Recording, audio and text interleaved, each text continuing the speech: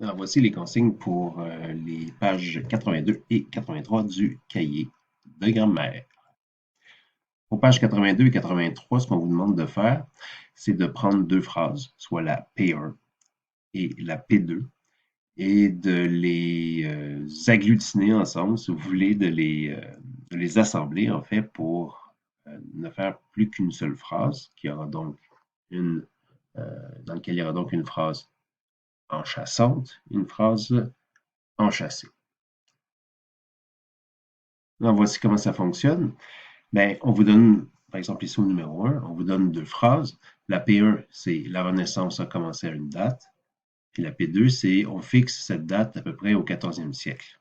Donc, la phrase enchâssante, ce sera la première, la P1, la Renaissance a commencé à une date.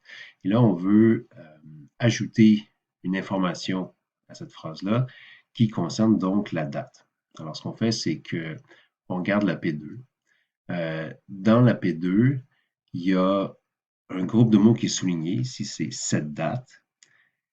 Et ce mot-là, ben, on doit le remplacer par un pronom relatif qui va nous servir à construire la subordonnée qui va suivre, qui va être donc la phrase enchâssée.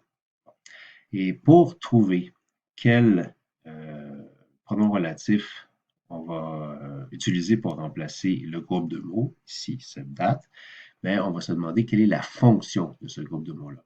Une fois qu'on va savoir la fonction du groupe de mots, on va voir aux pages 80 et 81. Puis là, on va pouvoir déterminer quel pronom on va choisir. Donc, il faut se demander quelle est la fonction du groupe de mots dans la phrase. On fixe cette date à peu près au 14e siècle. Cette date ici, c'est donc le complément du verbe fixe. Une fois qu'on sait euh, que cette date est un complément du verbe, ben, on va voir aux pages 80 et 81. Puis là, aux pages 80-81, on cherche dans la deuxième colonne, dans la colonne des fonctions, le complément du verbe. Ici, on trouve un complément du verbe. Quand on sait donc ce complément du verbe, donc on va se servir du pronom relatif que. On retourne à la page 82. Donc, c'est un complément du verbe, ce qui fait que, justement, que la subordonnée va commencer par que. On a ici, bien sûr, on a fait une élision, c'est-à-dire qu'on a remplacé le E de que par une apostrophe, parce que sinon il y a deux voyelles qui suivent, et ça nous fait donc qu'on fixe à peu près au 14e siècle.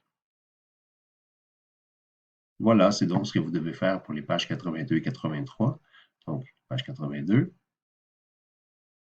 même consigne pour la page 83. À chaque fois, vous trouvez dans, je répète, dans la P2, quelle est la fonction du groupe de mots qui est souligné. Vous l'écrivez ici. Vous allez voir aux pages 80 et 81.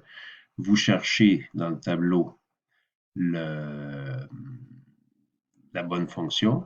Une fois que vous l'avez trouvée, ben vous êtes en mesure de choisir le bon pronom relatif, pardon, qui va vous servir à construire la phrase qui réunit la P1 et la P2. Je vous souhaite un excellent travail. Bonne fin de journée.